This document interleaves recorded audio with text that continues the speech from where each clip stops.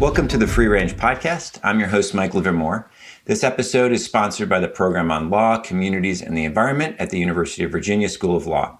With me today is Dale Jamieson, a professor of environmental studies and philosophy at my alma mater, New York University. He writes on environmental ethics, animal welfare, and climate change. His most recent book with several co-authors is Discerning Experts, The Practices of Scientific Assessment for Environmental Policy, which was published by the University of Chicago Press. Dale, thanks for joining me today. My pleasure, Mike. So you have lots of interesting projects these days, but I thought we might begin by discussing the relationship between animal welfare and environmental ethics, which you've written about and thought a great deal about. In my environmental law class, I usually urge my students to kind of separate out the laws that are directed towards animal welfare, things like rules governing animal testing or humane treatment on farms, from the traditional environmental laws that are oriented towards, general environmental protection, like the Endangered Species Act. And what I'll normally say is something like, an environmental law like the Endangered Species Act might incidentally protect individual animals. They're also consistent with harm to individual animals, even including like really serious harm, like eradication of an invasive rat population that's eating the eggs of an endangered bird. So I want to make sure I'm not saying anything flagrantly wrong, but I'm also just more generally curious on your thought on the relationship between these two areas of law, or more generally areas of ethical and moral thought. Well, Mike, I think you are exactly right in your description of the law, although I do think that some things are perhaps beginning to change. And I really want to go back and talk about how we got to where we are in this respect. And I think, as is so often the case, it requires recovering a very naive thought, the sort of thought that we probably had, when we were 19 years old, or even children have. And that thought is really that protecting the environment and protecting animals really come from the same sense of compassion or the same sense of respect for other living things that we live with. And in fact, if you go back, certainly in the animal protection movement, but also in the environmental movement, you really see a lot of the same figures, and you see a lot of crossover in ideas in this respect. In fact, I think one little anecdote that brings this out is the first kind of book-length critique of factory farming was a book by Ruth Harrison, who was a British thinker. It was published in the early 1960s. And interestingly enough, the foreword to that book is written by Rachel Carson. They had never met each other. They had a friend in common who saw them as being, sympathetic people, travelers on the same road. And that led to Rachel Carson writing the foreword to that book. So I think there's a lot in people's basic sensibility that brings them to one of these subjects or the other that leads to a lot of overlap and commonality of thought. But of course, then what happens is a lot of separation sets in. And I think that separation becomes kind of very strong in the later 60s and in the 70s. All of those early environmental laws that you're referring to really have no interest. They show no interest or cognizance really at all about individual animal welfare.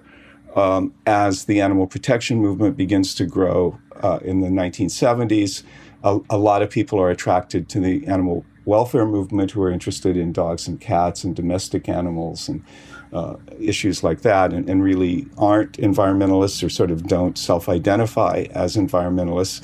And, by the time we get to the 1980s, as someone who identifies very strongly both as an environmentalist and an animal protectionist, I would find myself in different communities with radically different values. So I would go to environmental events and, people would be serving veal or something for the conference dinner. And I would be at animal events where people would just heap scorn on environmentalists. I think these movements are being brought together now to some extent around climate change, but this is still a very kind of uneasy and contingent relationship. Yes. I mean, I completely agree. And so I mean, maybe we can think a little bit about. I'm just thinking, kind of almost like practically, or kind of how to think about areas of conflict. So one of the areas that I think is interesting. Again, this is just like a hypo I use in class sometimes, is to just try to kind of manage this intuition is like interventions in nature. So if I'm curious what you think of this. So like imagine someone's very strong animal welfare orientation and they kind of reject an action in action distinction. And so the idea is there's predator-prey relationships and lots of things that happen out in natural ecosystems are actually really just cause a lot of suffering. And, maybe it would be better if we, fed soy pellets to the lions and then the gazelles wouldn't suffer, as a consequence of being eaten for food all the time. And, I think it strikes a lot of people that would be kind of bonkers, but at the same time, just from a straight alleviating suffering perspective, it doesn't strike me as all that crazy. But I think the environmentalist instinct would be, no, we don't want to do anything like that. That would be a really bad idea. And so I'm wondering again, is this like illuminating hypo, and does it tell us anything instructive about the relationship between this notion of animal welfare and environmental protection? Well, it's an illuminating hypo, and in fact, it's in the literature. And the person I think of as sort of introducing this is Tyler Cohen, the economist at George Mason University, who wrote a paper a few years ago called "Policing Nature," which is on exactly this subject. But then, of course, what often happens is that it's not always easy to tell what's a feature and what's a bug when it comes to a theory. And this idea has certainly been embraced now by some animal protectionist philosophers. So there's a lot of work that's being done on wild animal suffering and how to think about wild animal suffering. And a lot of people who write in that tradition really come very close to advocating, all kinds of intervention in nature. Now, I'm on the side of thinking that there's something kind of bonkers about that, but it's not so easy as I think you were suggesting to sort of say what's bonkers about that once you accept certain very plausible assumptions. But I think, we can talk more about this, but I think the diagnosis of this really should, really pushes you back into the direction of, well, what's ethics about? What's moral decision making about? What is this enterprise about in the first place? And I think it's granting certain assumptions there that sort of get you to the crazy place at the end of the road. So is it, just to think about candidates there, is it something like the action in action distinction where, we're more morally responsible for the stuff we do and things that we don't do? Because that seems like it could get us at least potentially out of this problem, is to say, okay, when you have custodial animals and you're running a farm, if you're going to be running a farm, or you have domestic animals, you have pets and the like, you've taken on a certain kind of responsibility and you have a particular role with respect to these animals, and that role comes with obligations and so on and so forth. But, with respect to nature, you just haven't taken on those kinds of responsibilities. You don't have a role. It's just an independent system and it operates by its own logic and, morality, or at least with respect to certain kinds of moral obligations that one might have, they don't apply. And so that seems one road. Personally, I don't find that all that attractive, I don't think, although maybe I could be brought around. But so that strikes me as one possible way around the issue. And maybe it's also just thinking about what matters with respect to animals and why we care about them in the first place. And maybe suffering isn't the be-all, end-all of our obligations there. Yeah, so I do think the action in action distinction pushes the issue back in a more foundational direction. But the action in action distinction itself poses a lot of the same issues and I think this is perhaps one of the things that's on your mind. So intuitively, this is a very strong intuition that people have, right? That letting something happen isn't morally as bad as actually doing the thing yourself. So it's foundational to Catholic moral theology, and it's, you do trolleyology, and you very easy to kind of elicit this intuition. But and there is something right about it, but I think, well, so let's put it this way. It's easy to show what's wrong with it. And the way that you show what's wrong with this distinction, or at least thinking that it's a distinction of intrinsic moral significance, is to present cases in which exactly the same outcomes are produced, but in some cases they're produced by action, and in other cases they're produced by inaction, when you could actually intervene in a cost-free way with no side effects, et cetera, et cetera. And that discussion really goes back to Jim Rachel's papers, probably in the 80s, on active and passive euthanasia. And this is really, this is where this distinction becomes both important and a bit horrifying, is it's still pretty deep in our medical ethics, and our thinking about medical ethics, that it's okay to let people die, but it's not okay to kill them. And in some cases, that can lead to outcomes that at least I think are horrific, because you let people suffer, not being able to intervene to end their lives. So there's real stuff just about people that turn on this.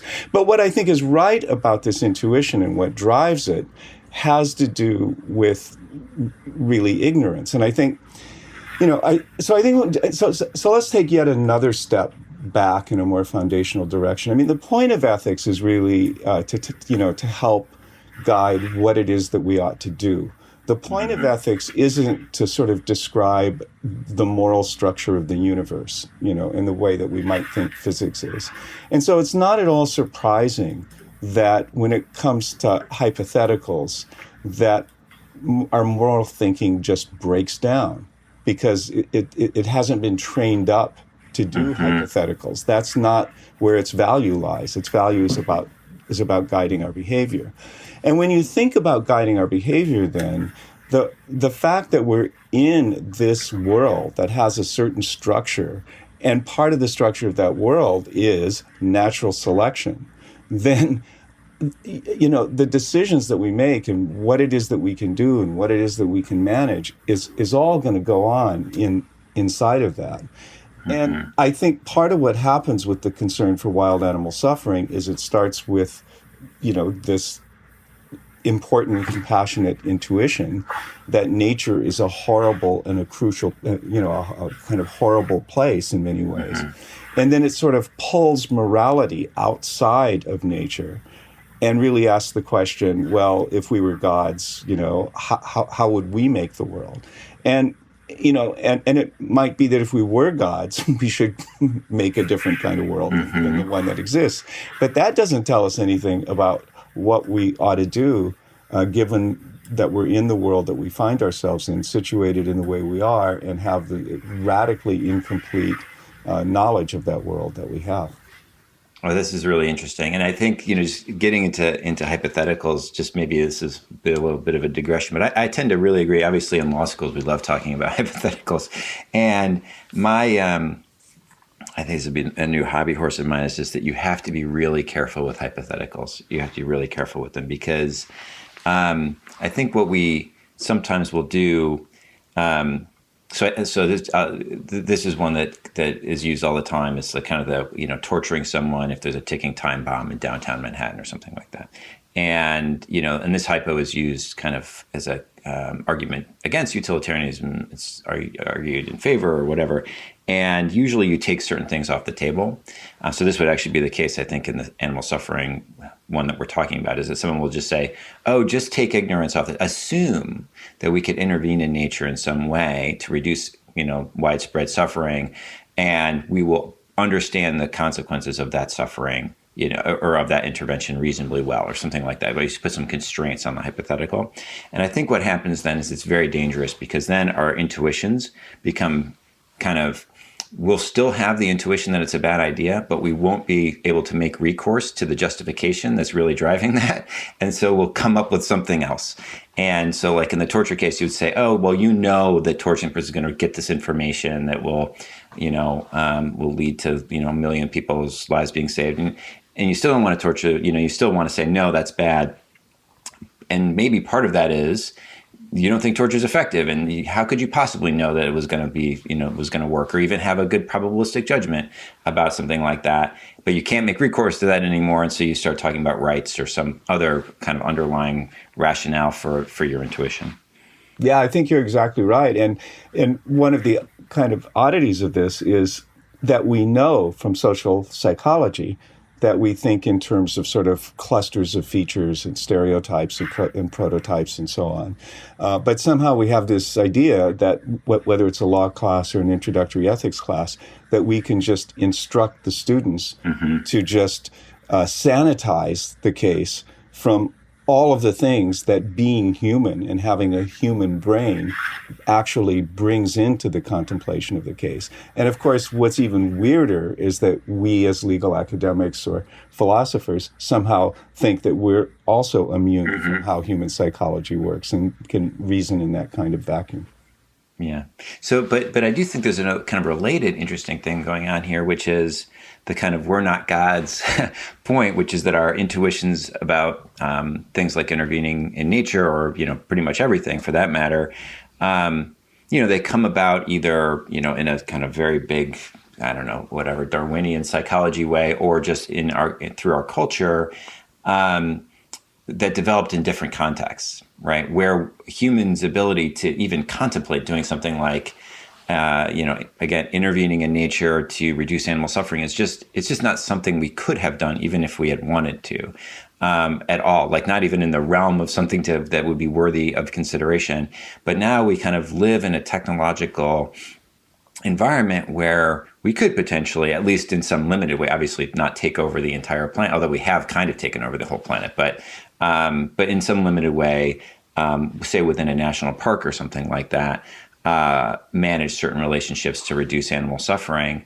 But, we're kind of, I think there's just an interesting question of, are we ill-served by our intuitions in that case, the same way that we are about, I want to eat donuts all the time because, my ancestors, survived more when they sought out sweet and fattening things. And, that's not that doesn't serve me well these days. And I wonder if, there's a similar concern, especially in these areas where technological development has been so profound, and it really just changes the scope of what we can contemplate, thinking ethically about. Yeah, I think the way I would put at least a related point is to say that we underestimate the incremental effects of modest actions, and we overestimate our ability to direct and assess and evaluate the consequences of large-scale actions. So, just to give you a couple of examples. On the latter point, it's just quite obvious, right? Silicon Valley is full of people who think that immortality is just the matter of getting a bunch of smart coders together, basically. So the kind of grandiosity of thinking is just so obviously prevalent in our culture. But on the other point, climate change is obviously a kind of classic case of world-changing macro-level outcomes coming about from small incremental actions on the part of people. But there's other things, prior to that we don't even think about. I grew up in a kind of pre-computer world, and that world was really, really different. It was a world of file cabinets and letter writing and things like that. And I'm not sort of a bad enough person to say, oh yeah, those were the good old days, and the world was so much better then. But it's not as though anybody ever did a benefit cost analysis of computerizing the world. Nobody ever sat down and said, let's make everything digital, and we've taken into account what the energy demands of that will be, and what the privacy implications of that will be, and the fact that you will drive all the brick and mortar store, you'll gut retail in lots of cities, around the world, because it's actually all worth it for that reason. And so that's not what happened. A bunch of people made a bunch of decisions about their own products and their own marketing and their own efficiencies. And it led to an incredible remake of the world in ways that nobody really much thought about in advance. And of course, even the whole thing of shopping on Amazon is like that, for example, right? I mean, the same people who shop on Amazon, namely all of us, complain about what's happening to small businesses in our communities. Right. Right. And so this just gets us to, again, I think just a really tough question in the modern world, which is, our actions can just spin out of control in some sense. We have our limited domain we have a huge amount of influence actually in some sense, right? Especially collectively. And, it's just very hard to anticipate, kind of what those consequences are going to be. We have there's a mismatch between our ability to understand even just simple things like, what's going to happen when I do this, and our actual consequences. Put aside even things like our intuitions and whether those are going to be good guides for us. This would be a kind of argument against consequentialism in some sense, is that it just requires a capacity that we just don't have, and we just have to limit our scope. But on the other hand, in cases like climate change, releasing carbon dioxide into the atmosphere isn't a harm in any kind of foundational sense. It's only just because of happenstance of how the atmosphere works and the reality of that everybody else is doing it simultaneously that it becomes bad. So I feel like within the environmental world, at least, we're kind of stuck between these two positions of, just this very, very complicated world that's very difficult to anticipate, but where our actions really do have profound consequences. So I think it's an argument against certain direct forms of consequentialism, that we ought to be going around computing, the consequences of all of our actions. But I don't think it's an argument against more indirect forms of consequentialism. And I think this really takes us into some issues of policy, public policy, and the way that we now think about political issues is, when those first generation environmental laws were passed, that you began this conversation by alluding to, I think there was a pretty strong social consensus, at least among the political elites in both the Democratic and Republican parties, that as individuals, we need to be restrained from acting on the basis of our own perceived short-term self-interest, because we will collectively produce outcomes that we don't want. I think that was, and I think it was widely viewed as this is the function of government, at least one of the important functions of government, to actually act in those kinds of cases. And the environmental philosopher Mark Sagoff, who was also kind of a prankster and jokester, I think, one way that he sort of expressed that in his life is, I remember this very vividly, he used to drive around with a car that had a bumper sticker that said, "I am polluting the atmosphere." And it really encapsulated this whole thought, because, on the one hand, he's saying, yes, I know I am polluting the atmosphere. Let's just recognize that. I'm going to drive, I'm going to pollute. And that's why we need air pollution regulations, because I need to be restrained from the very behavior that I'm actually engaging in here and now. But I think we've lost that consensus about the role of government, certainly in the United States. And I think the pandemic brought this out really clearly, because the kind of public health measures, that are the rational ones to take with respect to a pandemic, were viewed in great many quarters as, contravening the proper function of government, precisely because it prevented individuals from acting on the basis of their own perceptions, of their own immediate self-interest. Yeah, and this kind of dovetails in the environmental context, with kind of almost a movement, or I'm not quite sure how to describe it, but there's, in the last couple of decades, a lot of emphasis on individual behavior in the climate context, that we kind of have individual moral responsibilities. If you care about climate, you should be putting up solar panels, or driving a hybrid vehicle or an electric car or whatever, or living in a city, doing away with the car altogether. But but it's kind of an individual moral choice, ethical choice. And you kind of get these criticisms like Al Gore, he can't care about climate change. His house is so big. And of course, that just reframes the whole conversation away from what can governments do in a kind of question of politics to individual choice. And, that has always seemed to me to be, kind of wrong-headed and depowering. But in a sense, I understand it, because I think for a lot of folks, the political domain just seems like a dead end.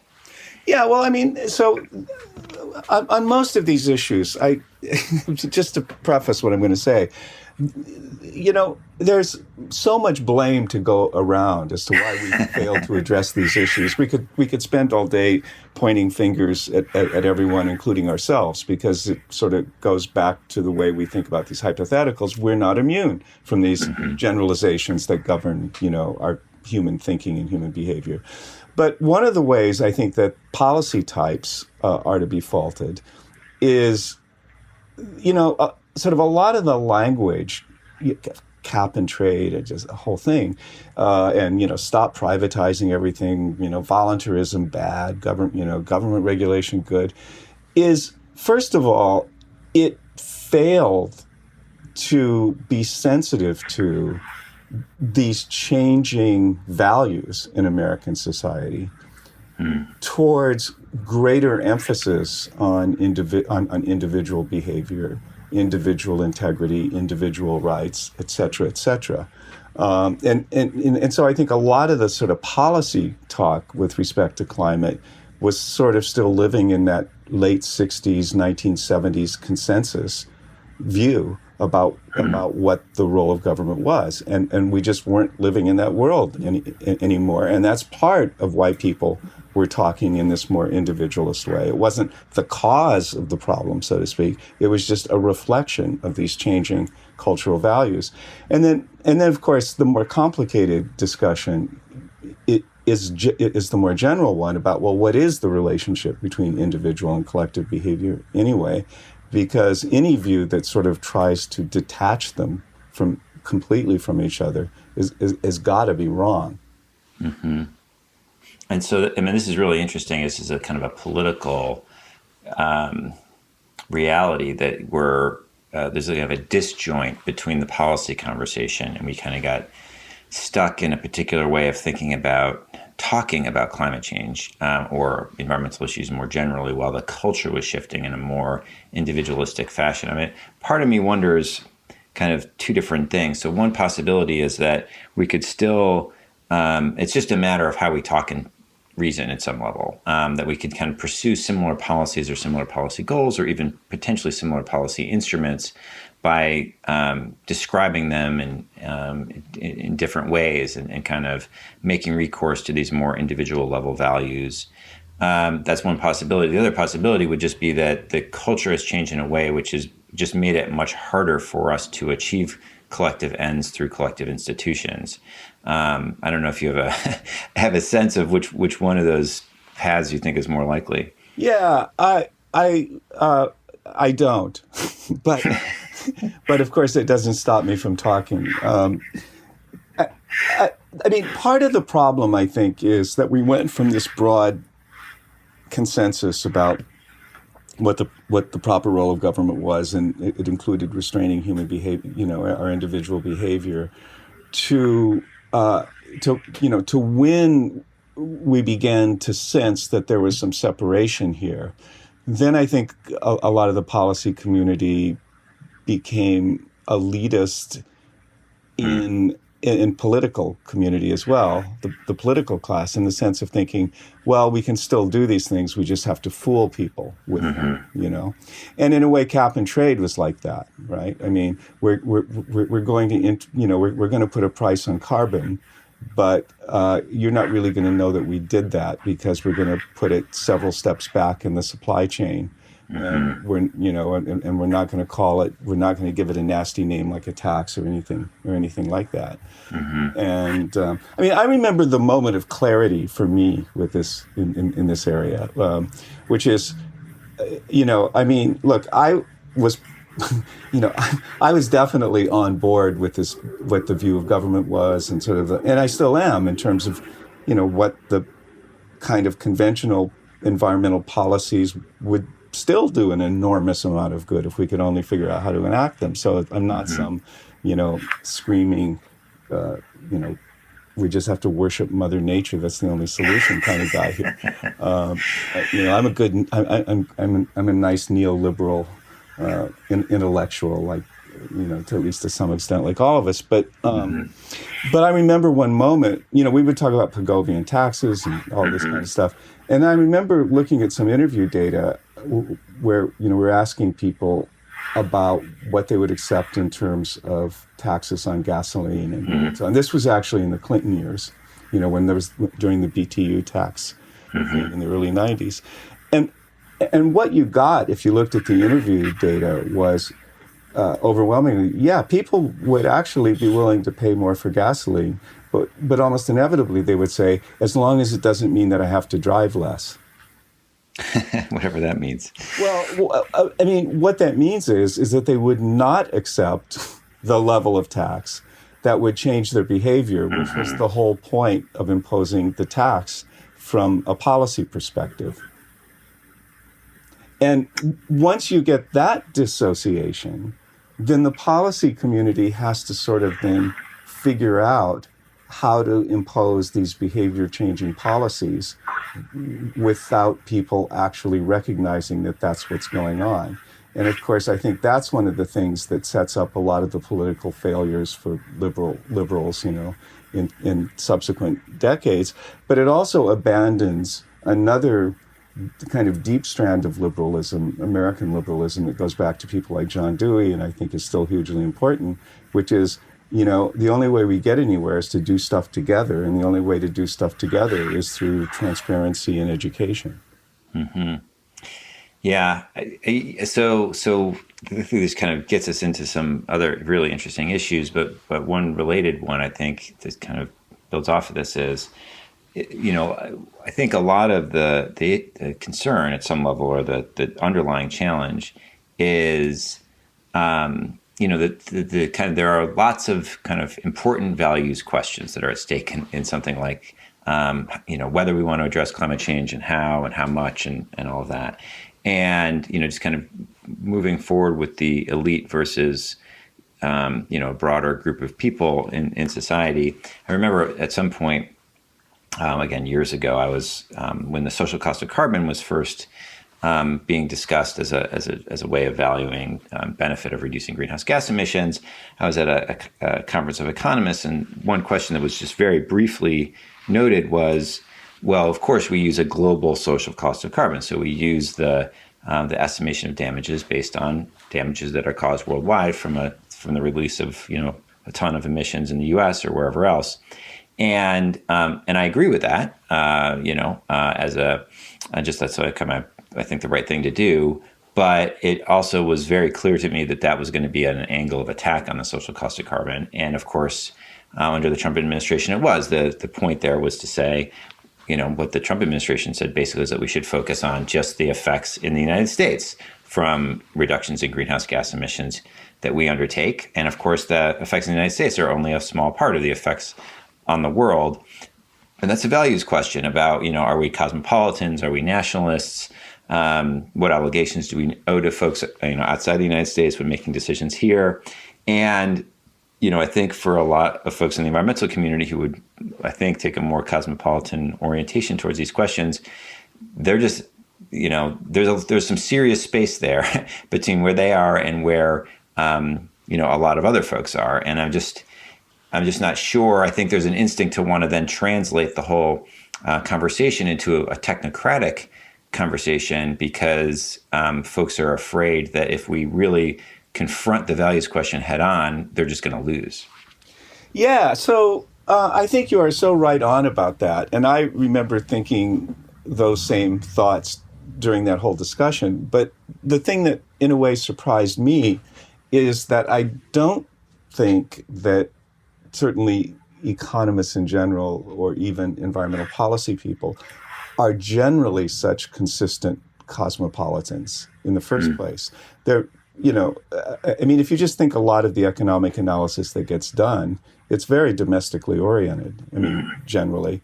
And if you do raise questions about, well, what would be the impact of this, say, in developing countries, people look at you, and basically, that's an irrelevant question. That's not what we're thinking about. But yet in some contexts, like the social cost of carbon, the assumption just gets made without any discussion or noting it at all. And I actually think, to a great extent, I mean, this is a hunch, a hypothesis, that it's driven more by sort of technocratic ease than it is by moral commitment. Just given the kind of, if you just think about the Nordhaus models or something, and you think about damage functions, it's just kind of easier to throw the whole thing into one big model than to just try to figure out what the impacts would be in the 50 states, of North America that constitute the United States. I think that drives it as much as any cosmopolitan values. Oh, that's really interesting. It's definitely true. It's way easier to estimate. It's hard to do any of this, but it's easier to estimate damages at a global level than it is to try to then parse them out. I mean, to do it in the state of Virginia or something like that would be guesswork at best. But it's an interesting. That is an interesting point. I think that may well be part of what's going on.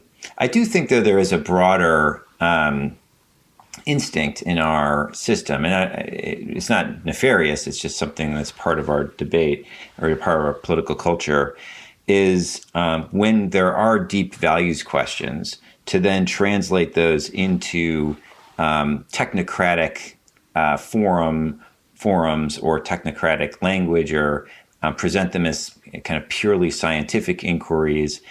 And that just is a feature. It happens in environmental law all the time. So, we, instead of asking about what our responsibilities are to future generations, we start talking about discount rates. Instead of talking about how to balance the economic effects of improved air quality against the value of reducing mortality risk, we talk about protecting public health with an adequate margin of safety. That's the National Ambient Air Quality Standards. And so we kind of treat questions that are really fundamentally values laden in a technocratic way. And I always, I can continually turn over in my head whether this is a good or a bad thing. The part of me that likes clean thinking doesn't like that. But then, as a pragmatic response to the reality of kind of deep pluralism and political disagreement, maybe it works well enough.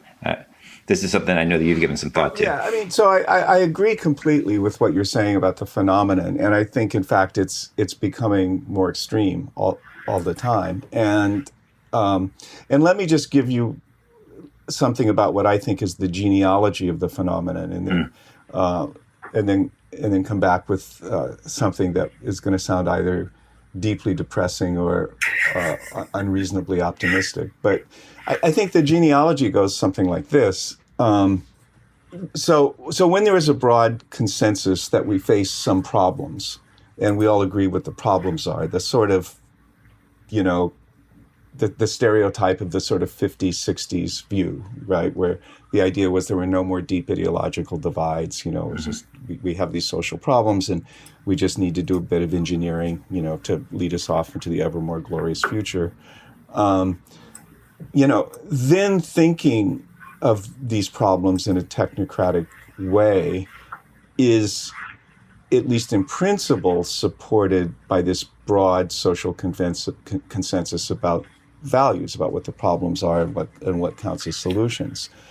But then when this starts getting to be dissociated, which was what we were talking about earlier, right, where the sort of policy elite is bandying about these solutions to things that people don't necessarily think are problems, or if they think they're problems, they're not sort of on the same wavelength about what they would be willing to do to address them.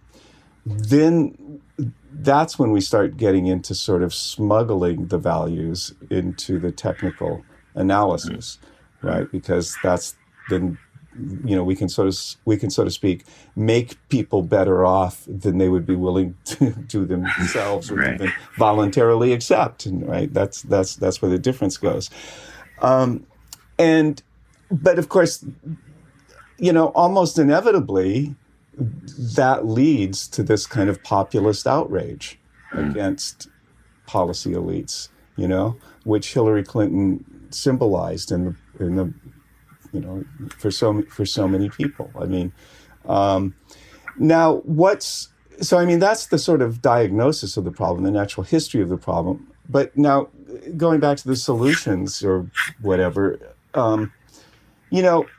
first of all, it's not clear to me that the value divides in America are really as great as they seem. And the reason for that is because we don't actually talk about values. We just scream at each other on Twitter, mainly manipulating symbols and memes.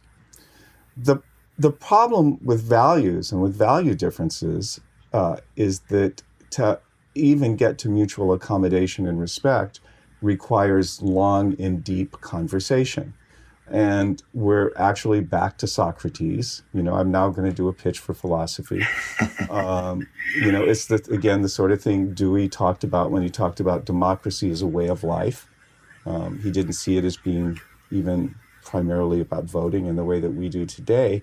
And sometimes when this issue is raised to me, it's like, so what do you do, when people have these really deep differences in their views? And I say, well, if I had a semester to talk to them, I'll bet they would come out with different views and there would be more mutual respect. But who has a semester except for 18-year-olds, basically, right?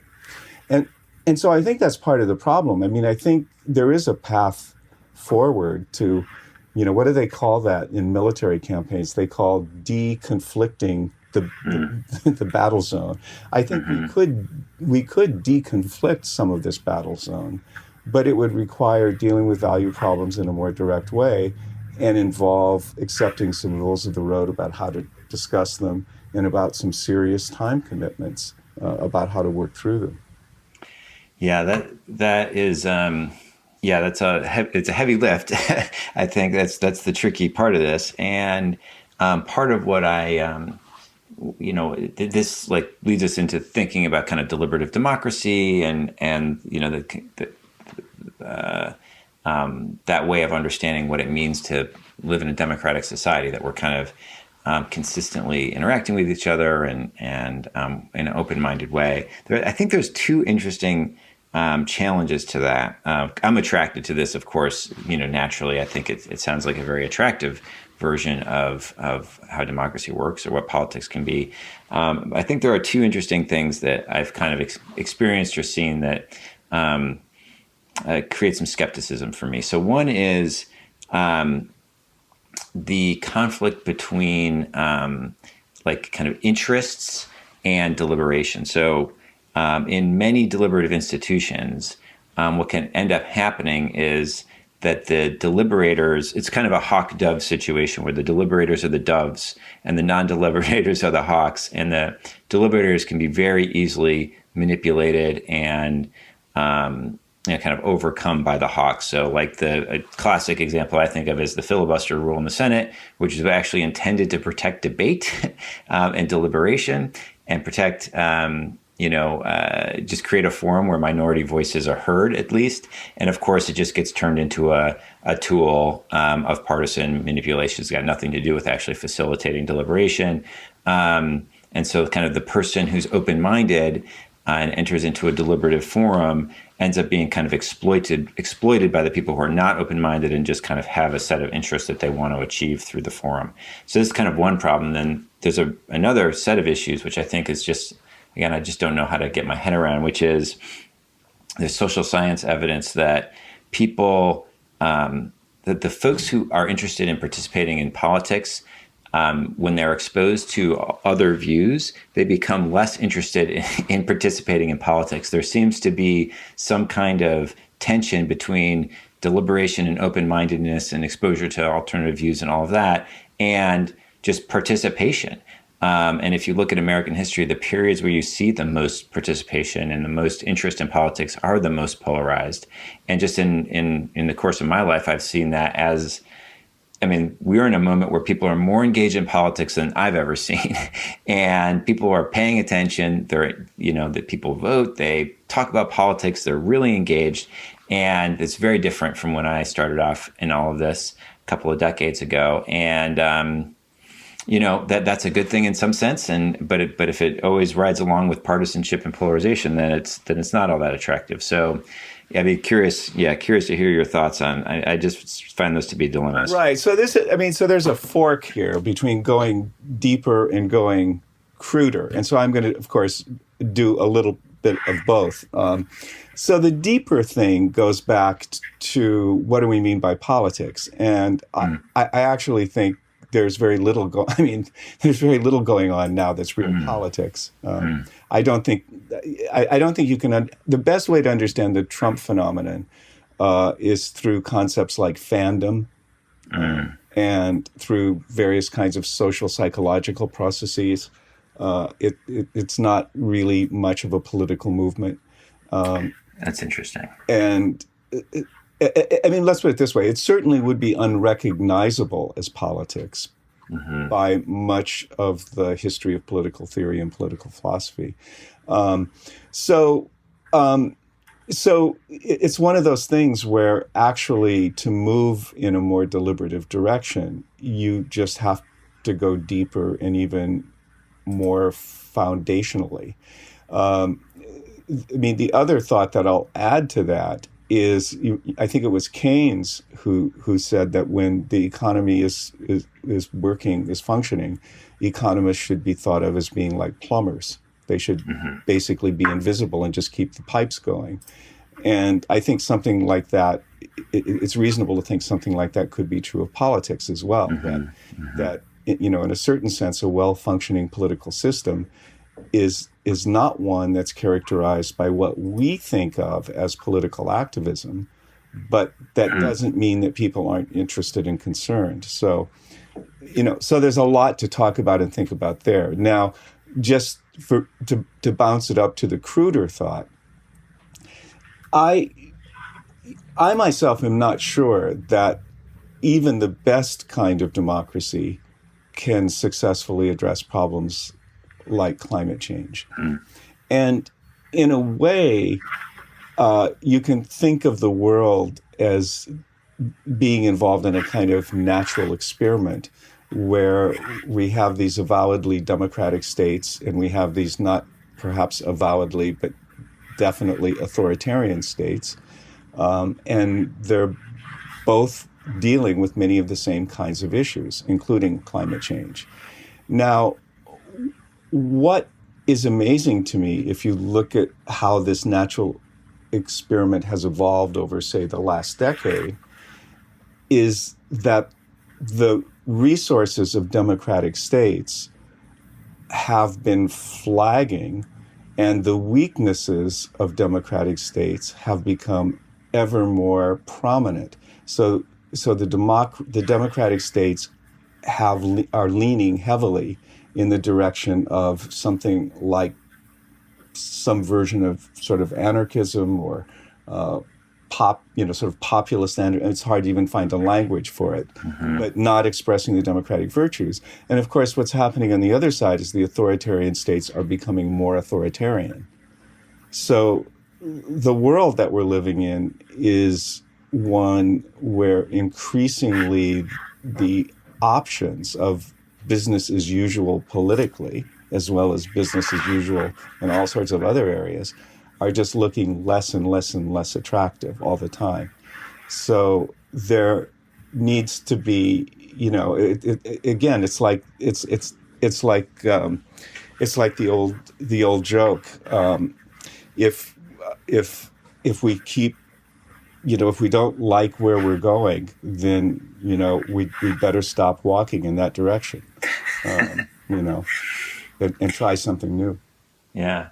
I mean, I think there's this kind of related, interesting phenomenon that ties back to the point you make a little earlier, which is about the unintended or unforeseen or unforeseeable consequences of technology and kind of the digitization of everything. I think there's an argument to be made that essentially that's what's kind of happened, is that the most recent wave of technology, at least within the political domain, has had a pernicious effect on democracies. This is arguable, but I think that would be the line of thinking.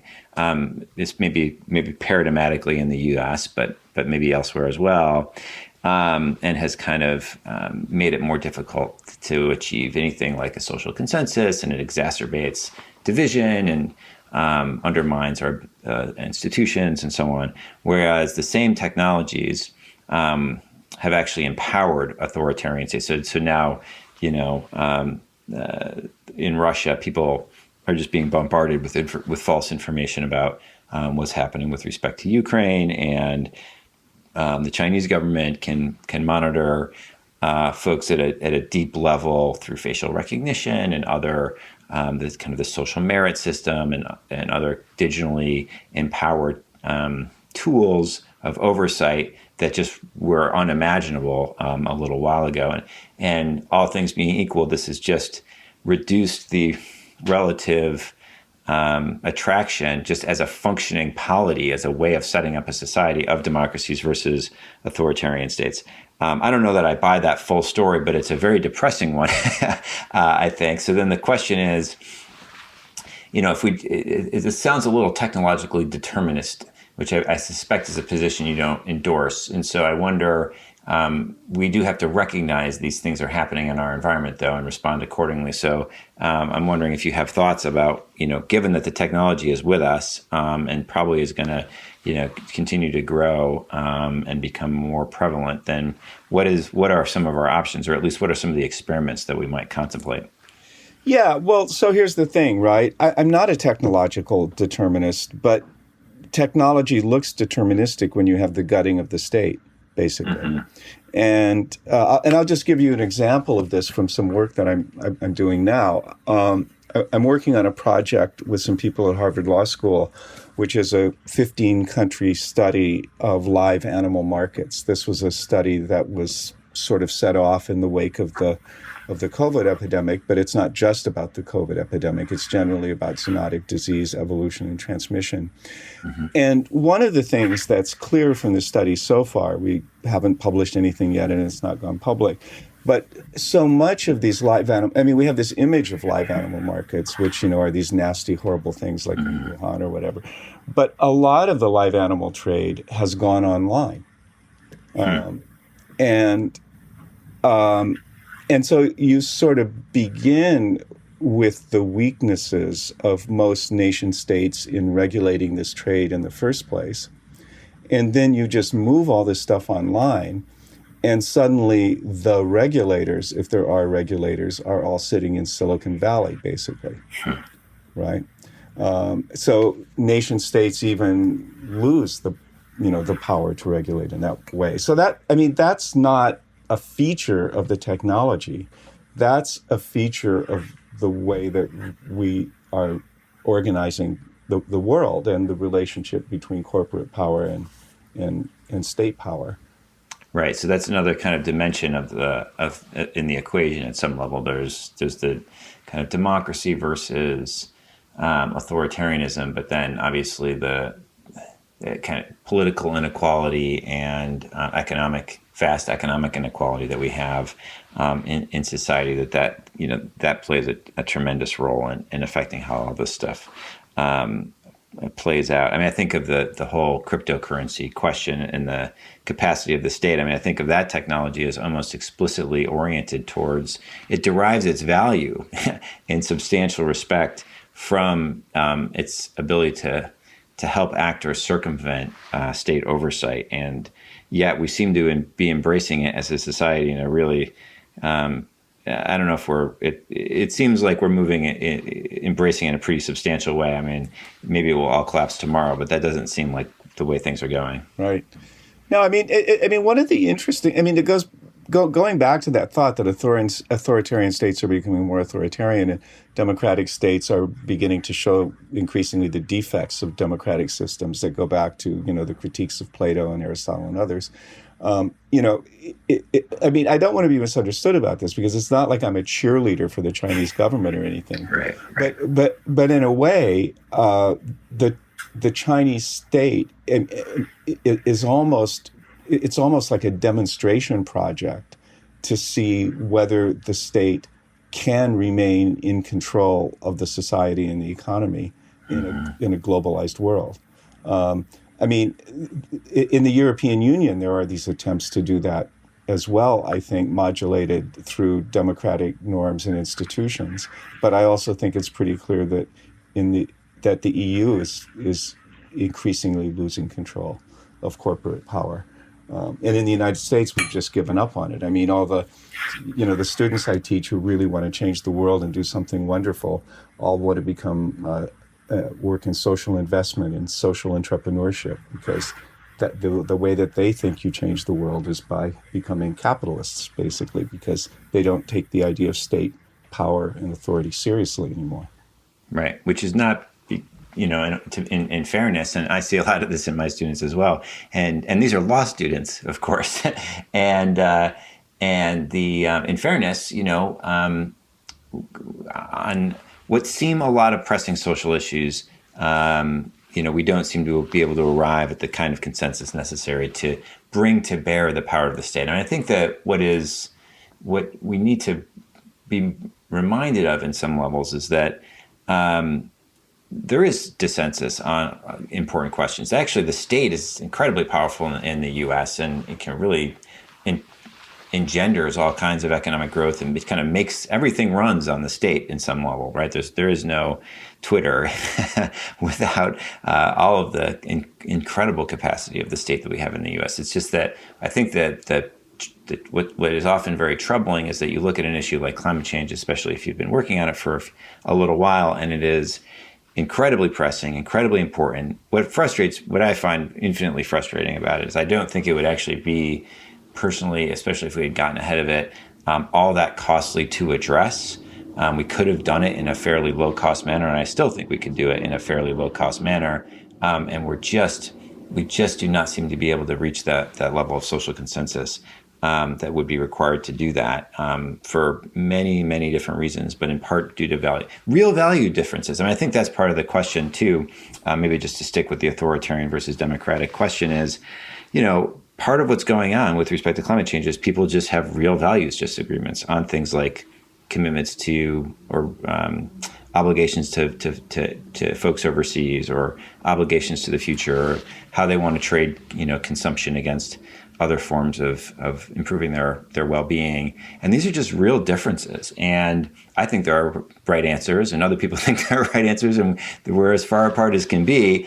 In a sense, it's a bug of democratic society that we can't seem to address this really pressing problem. On the other hand, we don't agree with each other about how pressing the problem is and how to address it. And so, that's just given that a democracy is not going to let us move forward. So in a sense, is the failure of democracy there? Or is it just, this is a hard problem that we disagree about, and it's in some ways right that we aren't taking aggressive measures, because to do so would just be to override that disagreement. Somebody wins and somebody loses. Yeah, I sort of agree with half of what you said, and I think I disagree with half. So the half I agree with is absolutely so, is this problem would have been really manageable if we would have behaved rationally, basically.